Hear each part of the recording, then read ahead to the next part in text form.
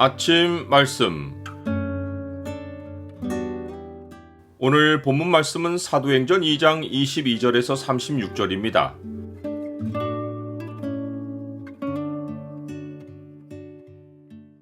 영원한 생명이신 주를 사망이 주장하지 못한다.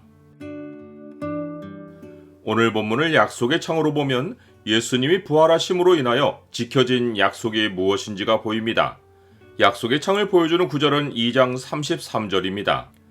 하나님이 오른손으로 예수를 높이심에 그가 약속하신 성령을 아버지께 받아서 너희가 보고 듣는 이것을 부어주셨느니라. 베드로는 요엘 선지자의 말씀을 인용하여 자기들 모두에게 성령이 임하신 사건이 이미 오래전에 선포된 예언 성취인 것을 알려주고 이스라엘 사람들을 눈앞에 두고 이스라엘 사람들아 이 말을 들으라 라고 하며 성령 강림에 대한 예언이 어떻게 성취될 수 있었는지의 이유를 말해주려 합니다. 베드로는 이 성취의 발단이 예수 그리스도가 오신 일로 시작된 것을 알려줍니다.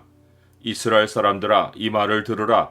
너희도 아는 바와 같이 하나님께서 나사렛 예수로 큰 권능과 기사와 표적을 너희 가운데서 베푸사 너희 앞에서 그를 증언하셨느니라.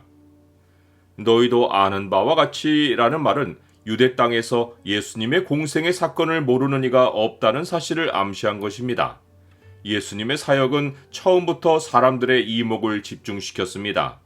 그의 소문이 온 수리아에 퍼진지라 사람들이 모든 앓는 자, 곧 각종 병에 걸려서 고통당하는 자, 귀신 들린 자, 간질하는 자, 중풍병자들을 데려오니 그들을 고치시더라. 갈릴리와 데가볼리와 예루살렘과 유대와 요단강 건너편에서 수많은 무리가 따르니라. 하나님이 예수님을 통해 큰 권능과 기사와 표적을 그들 가운데 베푸신 것은 그들 앞에서 예수님을 증언하시기 위해서였습니다. 즉 하나님은 예수님이 오직 하나님만 하실 수 있는 일을 행하게 하심으로써 사람들에게 예수님이 하나님으로부터 오신 분인 것을 명백히 나타내셨습니다. 이런 이유로 바리새인 중에 니고데모는 예수님을 찾아와서 이렇게 고백했습니다.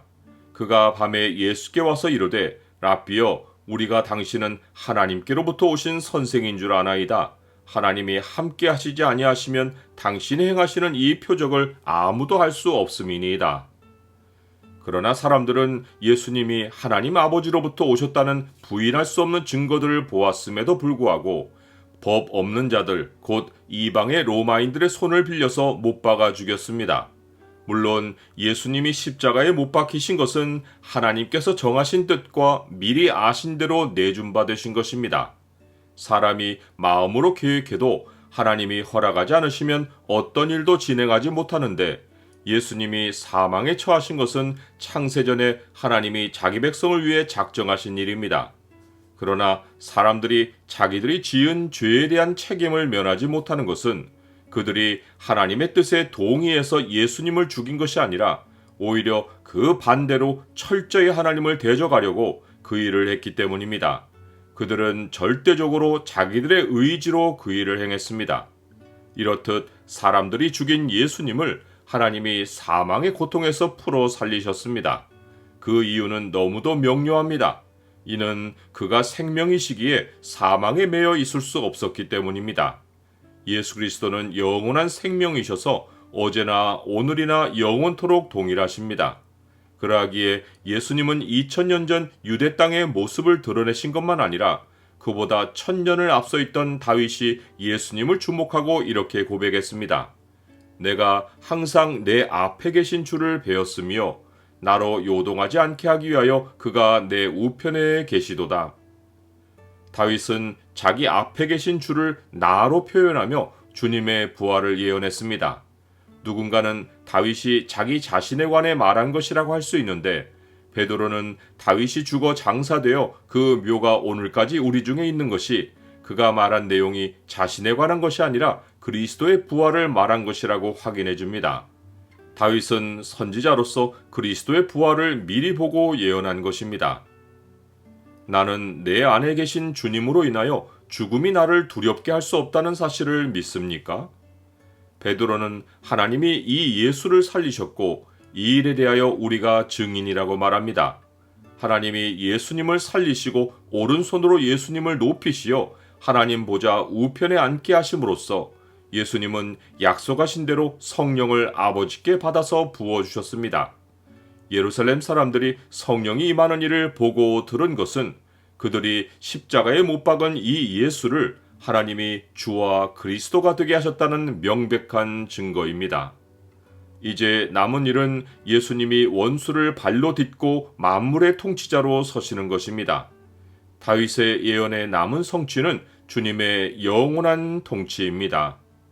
다윗은 하늘에 올라가지 못하였으나 친히 말하여 이르되 주께서 내 주에게 말씀하시기를 내가 네 원수로 네 발등상이 되게 하기까지 너는 내 우편에 앉아 있으라 하셨도다 하였으니 그런즉 이스라엘 온 집은 확실히 알지니 너희가 십자가에 못 박은 이 예수를 하나님이 주와 그리스도가 되게 하셨느니라 하니라.